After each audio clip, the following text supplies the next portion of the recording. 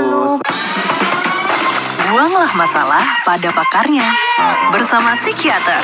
Buat apa susah? Bahtera Yuda, 96.4 FM. Buat apa susah? Gideon Yusianto selalu hadir untuk Anda. Dan selalu saya mengusung seorang yang berhubungan dengan kejiwaan. Kali ini ada Ibu Ratnasari, psikolog ya. Nah, psikolog ini biasanya ya mikir-mikir soal kayak begitulah. Kalau kita itu ada masalah dengan baper, dengan apa, kayak gitu ya. Bu Ratna, udah berapa lama menikah? Saya tahun ini adalah tahun ke-9 saya. 9 tahun ya? Ya. Ada kecenderungan selingkuh? Puji Tuhan tidak ada. Ajaib. Tapi bahwa apakah pernah bahwa saya tertarik pada orang lain gitu ya. Artinya bukan ya sekedar kayak lewat terus iya ya dia ganteng ya, menarik sekali, dia kok sweet ya. Itu ya wajar, manusiawi. Tapi kan saya tidak menanggapi itu secara terus-terusan. Artinya bahwa sekedar lewat, iya dia menarik, wah dia sweet sekali ya sama istrinya gitu ya. Membandingkan? Iya, lebih ke arah seperti itu. Nah, sedangkan itu kan tahap awal sudah. Kenapa? Tahap awal kan? Betul. Orang jealous kan nggak langsung jealous gitu. Betul. Tapi sayangnya adalah bahwa pada saat di rumah semua kebutuhan itu terpenuhi, akhirnya walaupun semenarik apapun di luar, saya tidak ingin melanjutkan itu. Itu lebih kepada manusiawi saya untuk melihat bahwa itu memang menarik. Tapi kan kemenarikan tidak harus dimiliki. Ya. Saya cukup ini ya, terdiam ya. Tidak semua yang indah-indah di luar itu ya memang tidak untuk kita miliki, ya kan? Itu sudah miliknya orang soalnya gitu loh. Kan seperti ada quote ya, ingat bahwa perselingkuhan itu bukan berasal dari niat pelaku, tapi itu tandanya Anda masih laku. Kan masih indah kan katanya. Ya, tapi akhirnya terselesaikan dengan, oh enggak kok, ketika dibalikan di halaman sendiri, iya ini juga indah kok gitu ya. Masih menarik kok. Masih menarik kok. Dan dinamikanya harus selalu dirubah-rubah supaya kita nggak bosan. Dinamika apa ini? Berhubungan, jadi bagaimana kita pola berkomunikasi.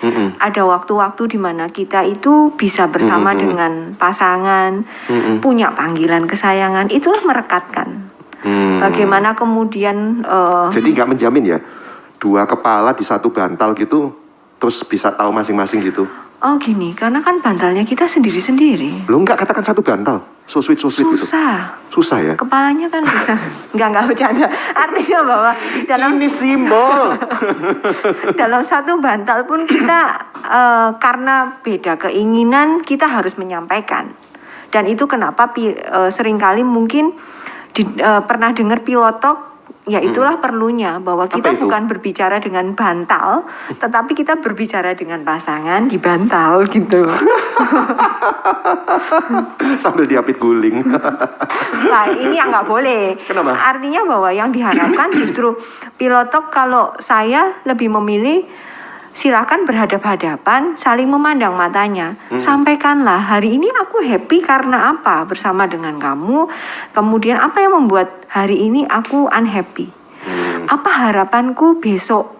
Itu kalau kita sering mengungkapkan hal itu, 3 poin itu sering kita ungkapkan pada pasangan. Itu saling merekatkan. Akhirnya semakin paham kebutuhan masing-masing.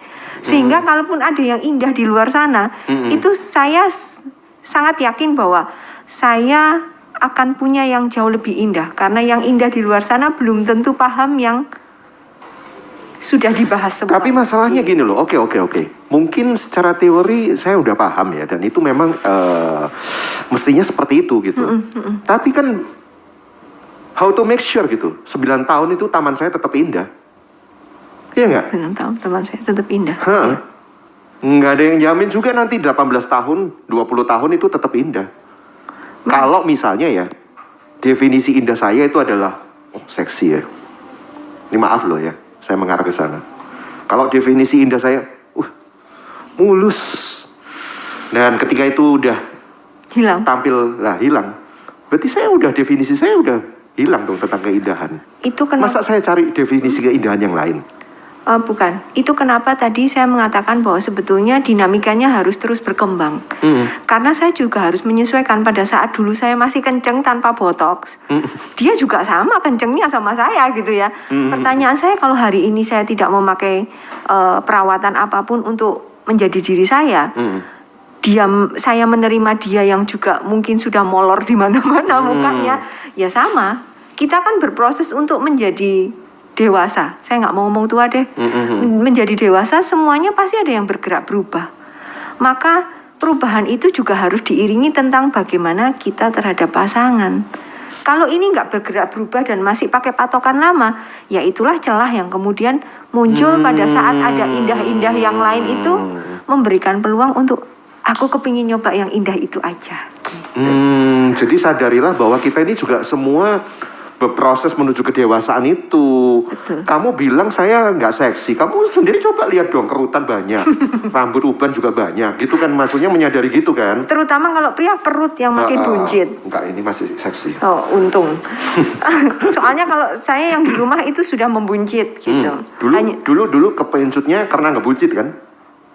Kebetulan waktu itu memang sudah one pack sih, hanya saja tidak sebuncit sekarang. Nah, begitu. sudah nggak indah kan berarti? Karena keindahan yang saya cari tidak di sana. Dia ngeles bisa. Apa kalau gitu? Apa kalau gitu? Contoh-contoh. Keindahan bagi saya, yang saya dapatkan dari suami saya adalah bagaimana dia mencoba untuk bisa memberikan saya toleransi untuk tetap bisa berkarya. So sweet. Wanita itu juga butuh emansipasi yang harus dihargai, bahwa wanita itu juga bisa loh gitu ya. Berkarya, iya. Walaupun dalam tanda kutip ada 2 anak yang masih balita dan itu membutuhkan energi ekstra. Maka kalau kayak saya ada di sini, dia bantuin saya. Itulah kerjasama. So sweet. Dan itu belum tentu keindahan itu ada di yang lain gitu. Betul. Ya. Yang indah-indah lain belum tentu mau nih. Coba saya yang indahnya yang lain gitu, ya itu anakmu. Kamu harus. Mungkin ada sisi indah yang saya punya, tapi ada sisi juga yang saya nggak punya ya kan. Dan ternyata akhirnya Anda menyimpulkan, punya saya lebih indah kok bagaimanapun gitu ya. I see. Oke. Jadi kalau begitu gimana ya cara kita memanage ya? Itu tadi saya udah mulai menangkap definisi keindahan itu bisa dinamis gitu. Artinya ya nggak bisa dong pakai standar yang 10 tahun yang lalu. Betul. Standar 20 tahun yang lalu gitu ya. So ada tips yang lain nggak? Bagaimana? Ini kan sekarang ya harus diakui lah. Termasuk orang Kristen aja ya banyak yang selingkuh lah. Awal dari sebuah perceraian akhirnya ujung-ujungnya. Iya. Iya kan? Walaupun tidak selalu perselingkuhan berakhir dengan perceraian, tapi biasanya ini akan membawa luka yang sulit untuk disembuhkan. Wah, itu pasti, apalagi anak-anak. Iya. Saya bisa merasakan hati anak-anak ketika.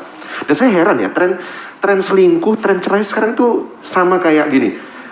Dulu orang menikah itu 20 udah menikah, sekarang semakin dewasa ya, 30 lebih, bahkan 40 baru bisa menikah. Ini selingkuh juga gitu. Saya pikir gini loh, ya ampun om. Sudah nggak sweet lagi loh, udah swida.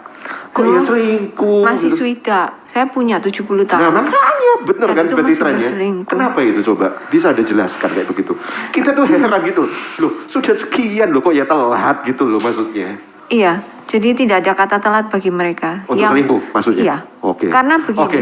Ini yang selingkuh senang itu ya kan tidak ada kata telat untuk selingkuh. Iya. Tapi mereka itu selalu berpikir bahwa di rumah mereka tidak mendapatkan apa yang mereka butuhkan. Dan di kok sini telat itu loh 70 tahun loh.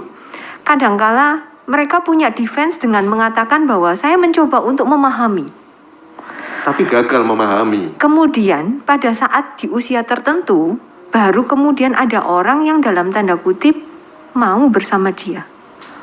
Sehingga disitulah perselingkuhan terjadi. Perselingkuhan tidak akan pernah terjadi kalau salah satu pihak tidak menginginkan. Iya sih. Tapi keduanya menginginkan ya pasti jadi. Kedua, kalau di rumah kita tidak memiliki celah, biasanya perselingkuhan itu tidak akan terjadi. Tapi kalau kita memiliki celah, artinya bahwa kita tidak sungguh paham kebutuhan pasangan, itu seringkali menjadi celah bagi mereka untuk awalnya sekedar curhat, Mm-mm. sekedar nge-swipe di WA, Tinder, WA-an, sehe, aduh gimana balas-balasan masa lalu, status, betul. Tinggal bagaimana kita menanggapi saja. Kalau begitu, reuni di grup ya, betul. SD. Terus akhirnya ketemu lagi Iya. dan jadi yang lain-lainnya. Duh. Ya kita sampai karena kita ini maksudnya apa ya? Kok bisa gitu ya? Kita hari ini ngomong kok bisa, tapi ya jangan-jangan kita jadi pelakunya nanti satu saat. Iya. Anda mencegahnya gimana coba? Karena kalau saya sendiri sekali lagi, saya melihat hal yang indah yang saya jadikan komitmen kenapa saya memilih dia. Kalau itu masalah fisik, jelas mungkin tidak ada dalam kriteria. Karena saya tuh suka orang yang bermata besar. Suami saya matanya sipit gitu. Sipit. Nah, Terus? kalau dari situ berarti jelas, ya saya akan memilih berselingkuh kalau target saya hanya itu. Jadi maksudnya rawan juga ya meletakkan keindahan pada hal yang fisik ya? Iya. Kalau gitu apa dong? Ya Ada itu tips tadi, nggak? bahwa ada sweet-sweet yang lain. Contohnya bahwa dia memberikan saya ruang untuk Berkarya, itu tadi. berkarya. Oh, Dia I see. memberikan saya waktu untuk tetap dekat dengan orang tua saya. Iya, iya, Begitu. iya, iya. Karena saya anak bungsu dan lain sebagainya dengan mempertimbangkan berbagai hal. Itu adalah ciri khas yang tidak semua pasangan bisa berikan kepada pasangannya. Ada satu kebutuhan mendasar yang itu bisa dipenuhi selalu gitu ya. Keterbukaan terhadap kebutuhan masalah Yang keuangan dan lain sebagainya. Yang saya butuhkan tuh cuma satu kok, sederhana ya. Pasangan yang bisa menemani saya saat saya ketakutan. Ya, bisa menjadi teman untuk curhat yang aman, yang nyaman. Itu aja sih, sesimpel itu. Kalau gitu cukup cari psikolog. Hah, maksudnya? Karena kan psikolog Hanya menjaga psikolog yang rahasia. mengerti Anda. Kan psikolog bisa menjaga rahasia. Oke. Kalau begitu ada rekan psikolog yang masih jomblo? Oh banyak. Coba WA-nya. Oh, iya. Oh, nanti saya share. Iya. Pernikahan tuh memang asik ya untuk diobrolin, Sobat Batra Yuda. Banyak juga dinamikanya dan akhirnya yang tragis tuh berujung pada perselingkuhan dan akhirnya perceraian gitu loh. Padahal ya selama kita menjalani itu, ya bersedialah kita untuk berdinamika dengan dengan tingkah laku kita, dengan karakter kita. Yang dulu kita pelajari itu menjadi patokan, ya mungkin ayo kita susun yang baru gitu, revisi undang-undang yang baru gitu, mungkin selalu begitu ya, bersedia untuk itu ya. Iya betul. Itu Oke. kenapa tadi saya katakan bahwa pilot talk itu sangat penting. Dan upayakan selesaikan masalah sebelum berangkat ke tempat tidur untuk beristirahat. Hah? Apa? Selesaikan semua masalah sebelum berangkat ke tempat tidur untuk Kan beristirahat. capek, udah tidur dulu lah, tengkarnya besok lah. Bukan tengkarnya besok, tapi seringkali itu akan jadi berlarut-larut. Dan itu yang tidak baik. Akan lebih baik pada saat kita memberikan jeda pada pasangan itu jangka waktunya juga Wait. Yang suka terbatas. berlarut-larut itu siapa? Bukannya wanita. Ayo, saya ke gender tidak, lagi. tidak harus loh. Loh, kadang Karena saya banyak- mau menyelesaikan loh. Ayo sekarang, tapi diem aja. Saya disetrap, didiemin. Ayo, gimana? Padahal Terus banyak yang situ ngajak ngomong. Saya didiemin. Bener kan kenyataan kayak gitu Ada kan yang wanita? begitu, tapi ada yang baik. enggak. Ada yang enggak, tapi kan sedikit kan? Bener nggak? akhir-akhir ini saya justru menemukannya sebaliknya. Malah? Jadi gini, jadi cowoknya itu butuh jeda untuk saya diam sejenak sebelum saya membahas. Tapi begitu dia mengatakan saya butuh jeda, si perempuan ini cenderung untuk mengejar dan terus bicara. Ayo selesaikan sekarang. Karena ada sebuah ketakutan kalau kemudian berakibat pada ditinggalkan. Begitu. Ada fenomena itu. Anda sedang mengatakan bahwa yang paling banyak pelaku selingkuh pria gitu ujung-ujungnya. Oh, enggak. Ada ketakutan ditinggalkan dari sisi wanita, makanya terjadi hal itu. Ayo selesaikan. Iya, begitu ya. Kalau dulu begitu, tapi sekarang itu sim-sim. Oh, Sama-sama. Wanita itu juga banyak yang pelaku perselingkuhan. Dan mereka kalau berselingkuh sejujurnya jauh lebih Kenapa? mendalam daripada laki-laki. Dalam hal apa ini mendalamnya? Dalam hal emosi. Oh, pembalasan lebih kejam gitu maksudnya. Tidak selalu dalam hal membalas, karena bisa jadi dia adalah pelaku pertama, bukan karena dia sedang ingin membalas, tapi pada saat seorang wanita memutuskan untuk berselingkuh, biasanya dia sudah melibatkan seluruh emosi yang ada dalam dirinya. Tapi kalau pria bisa jadi itu hanya kaitan dengan kebutuhan seksual saja, gitu. Ya ampun, melulu seksual ya kalau pria ya.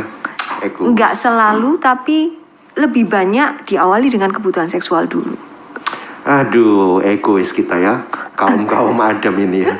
Selalu materi seks itu dijadikan yang utama ya, untuk memuaskan.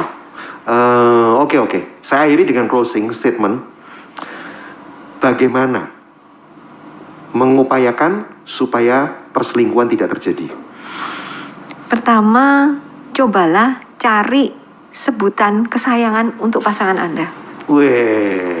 Biasa dipanggil si Hani lah, si Madu lah, terserah apapun itu ya. Enggak, pertama itu kan gini, waktu 1 tahun pernikahan gitu ya, kontak phone booknya Hani gitu ya, terus Tahun kedua, sayangku ya kan. Tahun ketiga, Hah? tahun ketiga, rumah, oke. Tahun keempat, provos, tahun kelima, apa ya, setan. tahun keenam X, nggak ada nama. Kalau perlu tidak disimpan nomornya. Di blok. Ini yang gawat ini. Iya, itu penting loh sebutan itu ya, ternyata ya, nggak Ya. kepikir loh saya. Itu. Oke, terus? Kedua, milikilah waktu bersama dengan pasangan. Iyalah, sesibuk-sibuknya Anda tahu lah, Anda sibuk lah. Pandemi kan, kerja makin keras kan. Tapi ya luangkan waktu lah untuk quality time ya. Terus? Minimal 15 menit sehari. Entah sekedar jalan-jalan untuk muter-muter Surabaya walaupun kita nggak harus ngafe. Atau sekedar mampir ke Bahtera Yuda yang ala kafe ini. Untuk membuat Jangan, suasana ini yang bukan berbeda. dikunjungi. Ini memang pribadi saya. Terus? Oh gitu ya. Kemudian hal lainnya lagi yang bisa dilakukan adalah punya kesepakatan bersama kaitan dengan bagaimana mereka di rumah, Ya. bagaimana pola pengasuhan terhadap Ya. anak, Nah, itu penting juga, itu sering banget tengkar tuh. termasuk bagaimana pengelolaan keuangan, karena biasanya itu jadi sumber konflik Iya. utama setelah pernikahan. Iya. Gitu. Ada lagi sih. Ini kalau mau dilanjut. Tahu sumber Apa? konfliknya? Adalah, Mertua. ya salah satu. Itu kenapa? Kok kayaknya saya itu pengalaman banget ya. Itu Kitanya itu enggak, mertua itu loh. kadangkala ya itu karena kita harus menyadari kita lahir dari didikan yang berbeda, maka cara pandang mereka terhadap kita pun pasti berbeda. Jadi kalau mereka punya sudut pandang terhadap kita yang berbeda, ya kita cukup mengambil apa yang kita bisa ambil, sisanya jangan dimasukkan hati atau kita sakit hati gitu. Jangan diambil hati kalau sama mertua, atau Anda bakal sakit hati. Gitu ya. Ya. Oke deh, senang sekali Ibu Ratnasari sudah menemani saya di Buat Apa Susah ya. Ya. Jadi ingat sekali lagi, saya ulang ya, selingkuh bukan niat dari pelaku, tapi itu tandanya Anda masih mampu. Hati-hati ya, menggunakan kemampuan Anda. See you, bye. Buanglah masalah pada pakarnya bersama psikiater. Buat apa